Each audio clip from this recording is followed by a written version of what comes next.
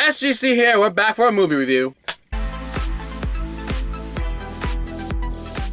The King. It's a 2017 South Korean political crime thriller film directed by Jae-rim, who directed The Face Reader back in 2013. This movie stars Jo In-sung and Jung Woo-sung. Anyone else? Check down below. So what's this film about? Well, it's basically about a dude who's born in a poor family and decides to become a prosecutor after learning the power is the most important thing in life and the biggest symbol of power in the 90s. And he enters a prestigious law school, and then he experiences democratic resistance in Korea, and then he finally reaches his goal of being a prosecutor, but his life is no better than a salaryman, and then by chance he meets up with a clique of powerful prosecutors, and he finally gets a taste of life at the top, but he finally sees the cruelty behind it all. And that basically is the film. What did I think? Well, first off, I am always up for a rags to riches type of story, and basically it was cool just to see him progress in terms of story, just from like being a brawler in high school, then he settles down to studying and he becomes a prosecutor, then he gets into like the top 1% of prosecutors, and then he finds out how it's supposed to be, and then he has his own lackeys and everything, and then yeah. Then it becomes your typical sort of, well, it got too big and we have to sell you out. And then he turns around and he uses his goodness stuff. Definitely a lot more happens in terms of like there's a lot of relationships, a lot of sort of people management, and definitely I would say the cast is fine here. The chemistry is there, though one of the lackeys is just kind of like hard sell in terms of his acting, and it's just kind of overact at times, even for a Korean film. It's not unprofessionally overact, it's just really fake, but I guess that's great acting that he is so fake, but the main character didn't see that.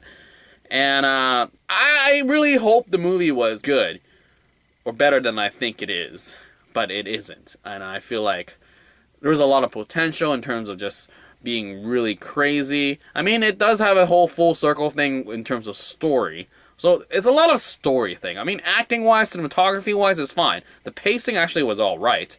Though the ending was sort of like super far-fetched in terms of everything going super fast. Because 3/4 of the movie, it's very, you get to know these characters, you get to know like the acts they're doing and what they're doing to sort of getting by, what kind of laws they're sort of being gray on.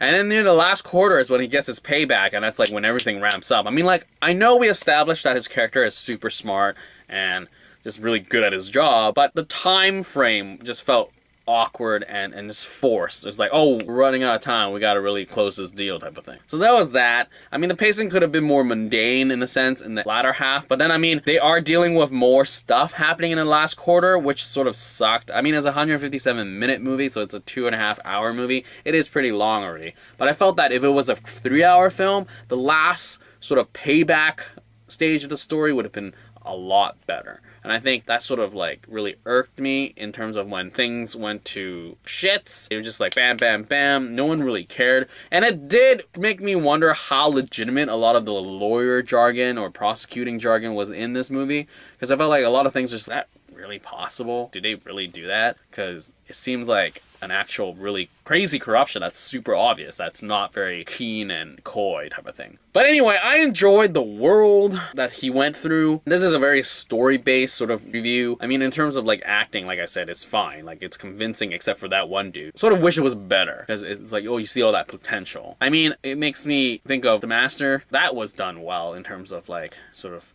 a lot of pieces falling in together, though they also screwed up the ending where everything sort of fall into place faster.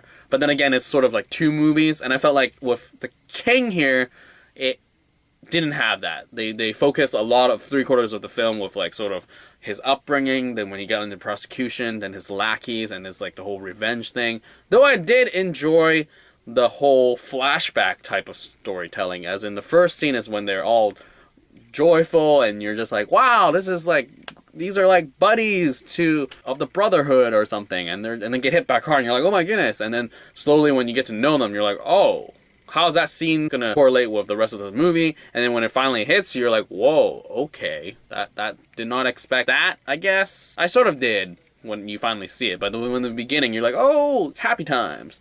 not so happy times. Yeah, I think this is probably the weakest Korean film that I've seen recently, but it has so much potential. And yeah, I mean, even with the roundabout sort of like full circle sort of like, oh, how he dealt with you guys at the end is sort of how you taught him to be type of thing. It is nice, but it's like, seen that, done that so many times. But anyways, I'm rambling now, so let's stop it here. So if you have seen The King, leave your comments down below, and I'll get back to you as soon as possible.